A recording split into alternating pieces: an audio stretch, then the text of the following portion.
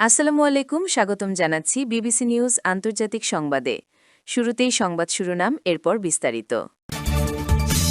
যে ৬ শর্তে Lebanon Israel যুদ্ধবিরতি।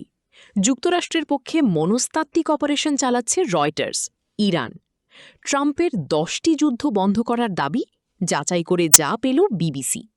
ইন্দোনেশিয়ায় যাত্রীবাহী হেলিকপ্টার বিধ্বস্ত, নিহত সবাই।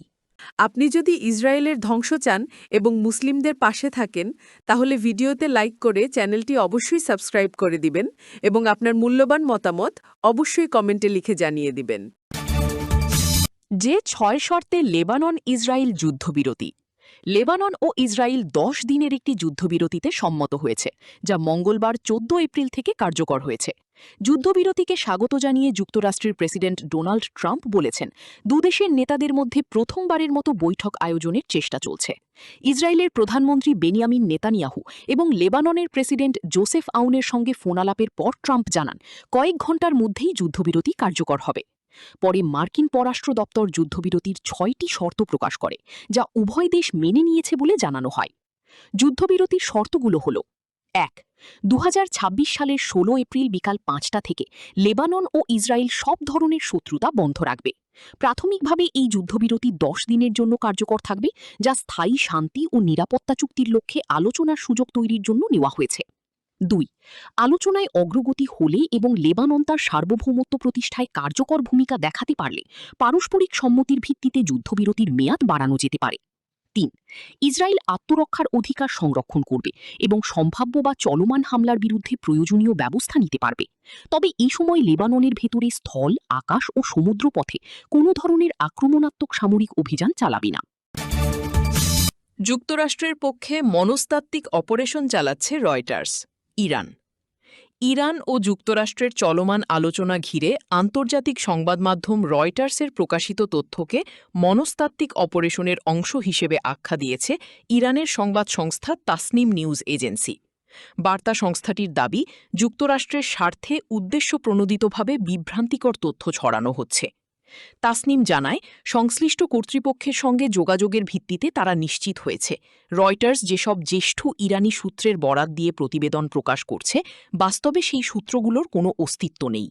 তাদের ভাষ্য, এসব তথাকথিত সূত্র ব্যবহার করে ইরানের অবস্থান ও কৌশল সম্পর্কে ভুল বার্তা ছড়ানো হচ্ছে, যা মনস্তাত্ত্বিক অপারেশনেরই অংশ হতে পারে। রয়টার্সের বিভিন্ন প্রতিবেদনে কখনো আলোচনার অগ্রগতি, কখনো ইরানের অবস্থান নিয়ে নানা দাবি করা হলেও তাসনিমের অনুসন্ধানে সেগুলোকে নির্ভরযোগ্য প্রমাণিত হয়নি। সংস্থাটি আরও উল্লেখ করেছে, আলোচনার প্রথম দফায় ইরানের সম্পদ মুক্তি নিয়ে রয়টার্স একটি ভুল তথ্য প্রকাশ করেছিল, যা পরে ইরান ও যুক্তরাষ্ট্র উভয় পক্ষের গণমাধ্যমই নাকচ করে দেয়। পরবর্তীতে রয়টার্সও তাদের সেই প্রতিবেদনের অসত্যতা স্বীকার করে। বিশ্লেষকদের মতে, ইরান যুক্তরাষ্ট্র সংলাপের মতো সংবেদনশীল ইস্যুতে তথ্যযুদ্ধের প্রবণতা বাড়ছে, ফলে আন্তর্জাতিক গণমাধ্যমের প্রকাশিত তথ্য যাচাইয়ের গুরুত্ব আগের চেয়ে অনেক বেশি হয়ে উঠেছে। ট্রাম্পের 10টি যুদ্ধ বন্ধ করার দাবি যাচাই করে যা পেল বিবিসি। মার্কিন প্রেসিডেন্ট ডোনাল্ড ট্রাম্প বৃহস্পতিবার ইসরায়েল ও লেবাননের মধ্যে যুদ্ধবিরতি ঘোষণার সময় দাবি করেছেন, তিনি বিশ্বজুড়ে 9টি যুদ্ধ বন্ধ করেছেন এবং এটি হবে তার 10ম সাফল্য। ট্রাম্প বলেন, বিশ্বজুড়ে 9টি যুদ্ধ সমাধান করতে পেরে আমি সম্মানিত, আর এটি হবে আমার 10ম। এর আগে তিনি 8টি যুদ্ধ শেষ করার দাবিও করেছিলেন। সাম্প্রতিক ইরান যুদ্ধ, যা যুক্তরাষ্ট্র ইসরায়েলের সঙ্গে মিলে শুরু করেছিল, তাকে 9ম হিসেবে ধরা হচ্ছে, আর লেবাননে হিজবুল্লার বিরুদ্ধে ইসরায়েলের অভিযানকে 10ম হিসেবে উল্লেখ করেছেন তিনি। তবে বাস্তবে এই সংঘাতগুলোর কোনোটিতেই এখনও স্থায়ী শান্তি চুক্তি হয়নি। লেবানন ইস্যুতে যুদ্ধবিরতি হলেও তা অস্থায়ী, আর ইরানকে ঘিরে যুদ্ধবিরতি কার্যকর রয়েছে 8 এপ্রিল থেকে।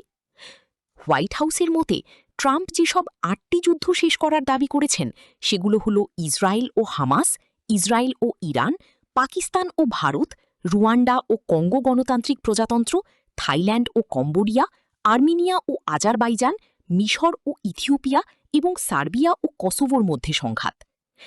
তবে বিবিসি ভেরিফাইয়ের বিশ্লেষণে বলা হয়েছে, এসব দাবির কিছু ক্ষেত্রে আংশিক সত্যতা থাকলেও অনেক ক্ষেত্রেই যুদ্ধ বলতে স্বল্পমেয়াদী সংঘর্ষ বা দীর্ঘদিনের উত্তেজনার সাময়িক উত্তাপকে বোঝানো হয়েছে। উদাহরণ হিসেবে গাজায় ইসরায়েল হামাস যুদ্ধবিরতিতে মধ্যস্থতা করার ক্ষেত্রে ট্রাম্পের ভূমিকা কিছুটা স্বীকৃত হতে পারে, তবে অন্য অনেক ক্ষেত্রে সংঘাত মাত্র কয়েকদিন স্থায়ী ছিল বা পূর্ণাঙ্গ যুদ্ধ ছিল না। বিশেষ করে মিশর ও ইথিওপিয়ার মধ্যে যে যুদ্ধ উল্লেখ করা হয়েছে তা আসলে একটি কূটনৈতিক বিরোধ, যেখানে কোনো সরাসরি সামরিক সংঘর্ষই ঘটেনি। এছাড়া ওয়াশিংটনে শান্তি চুক্তি স্বাক্ষরের পরও রুয়ান্ডা ও কঙ্গোর মধ্যে বিচ্ছিন্ন সংঘর্ষের ঘটনা ঘটেছে, যা এসব চুক্তির কার্যকারিতা নিয়েও প্রশ্ন তুলছে।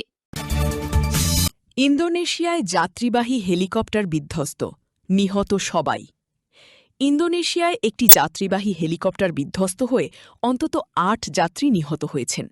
বৃহস্পতিবার ১৭ এপ্রিল দুর্ঘটনাটি ঘটে পশ্চিম কালিমান্তান প্রদেশের শেকাদাও অঞ্চলে। খবর রয়টার্সের।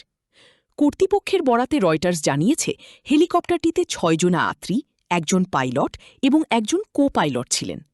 ওই অঞ্চলের দুর্গম এলাকা ও খারাপ আবহাওয়ার কারণে উদ্ধার কার্যক্রম ব্যাহত হচ্ছে। স্থানীয় সময় সকাল ৭টা৩৪ মেলাউই রিজেন্সি থেকে উড্ডয়ন করে হেলিকপ্টারটি। সকাল ৮টা৩৯ যোগাযোগ বিচ্ছিন্ন হয়ে যায়। শেকাদাও পুলিশের এক কর্মকর্তার বরাতে জাকার্তা গ্লোব জানিয়েছে, সব যাত্রী নিহত হয়েছেন বলে নিশ্চিত হওয়া গেছে। উদ্ধারকারী দল দুর্ঘটনাস্থলে পৌঁছালেও দুর্গম এলাকা ও কম দৃশ্যমানতার কারণে উদ্ধার কার্যক্রম ব্যাহত হচ্ছে।